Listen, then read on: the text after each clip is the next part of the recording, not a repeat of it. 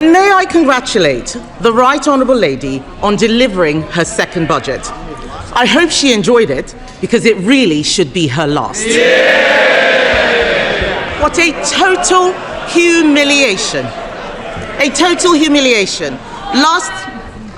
Can colleagues who are exiting the chamber do so swiftly, so we can focus on the Leader of the Opposition? Swiftly exit, quietly. Right. Leader of the Opposition.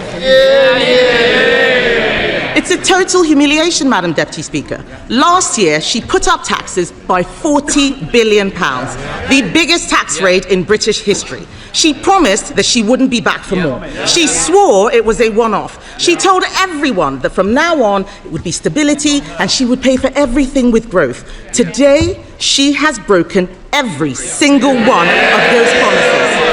If she had any decency, she would resign. At the last budget, she said she was proud to be the country's first ever female Chancellor. After this budget, she will go down as the country's worst ever Chancellor.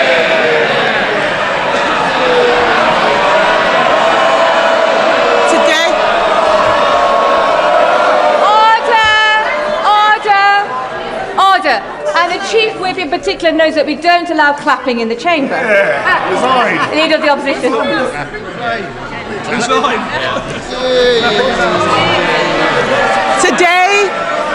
Today she has announced a new tax rate of £26 billion. They're all cheering. Household income is down. Spending policies in this budget increase borrowing in every year. That smorgasbord of misery we just heard from her can be summed up in one sentence. Labour are hiking taxes to pay for welfare. This is a budget for Benefit Street, Madam Deputy Speaker, paid for by working people. This budget increases benefits for 560,000 families by an average of £5,000. They are hiking taxes on workers, pensioners and savers to pay for handouts to keep their backbenchers quiet. These are the same, yes, they can chanter all they like. These are the same backbenchers, Madam Deputy Speaker, who cheered last year when she taxed jobs and left more than 100,000 people without an income. They cheered because they didn't understand the consequences of what they were doing, and they still don't. Madam Deputy Speaker, it's not been an easy time for the Chancellor.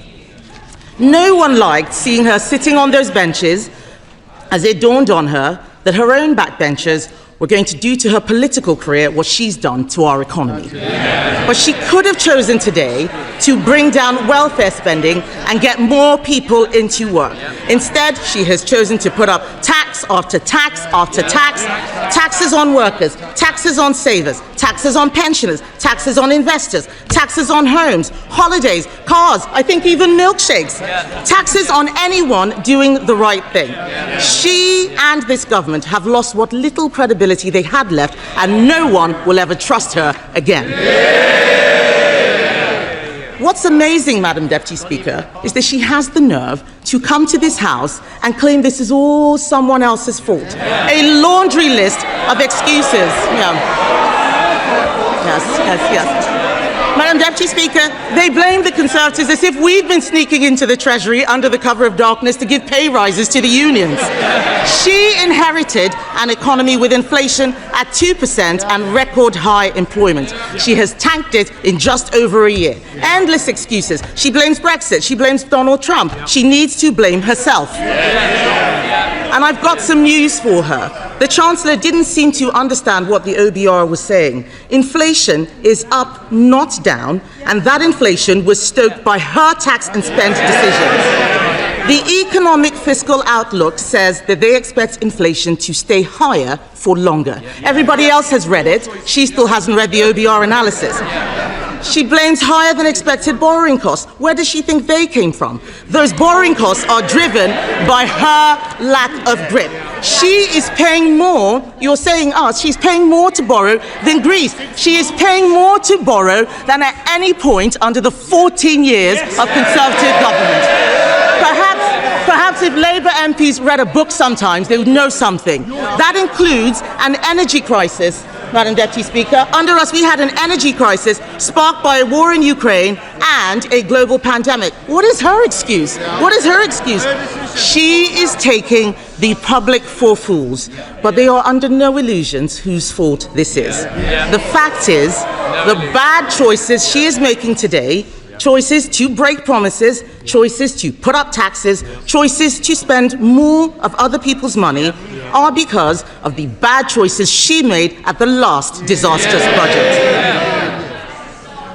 If you want growth, you need to start with knowing what kind of country you want to be and make a plan to get there. Create certainty for the people and businesses who will drive growth. There is no growth and no plan because Labour focused on settling scores and scratching the itches they had in opposition. She promised stability, she delivered chaos. Just look at the circus around this budget. First the leaks, then more leaks to try to undo the damage. Calling panicky press conferences, U-turning on her U-turns, rolling the pitch one day only to plough through it the next. She had the cheek to talk about stability, Madam Deputy Speaker. She has become the first Chancellor in history to release the whole budget ahead of time. This is extraordinary.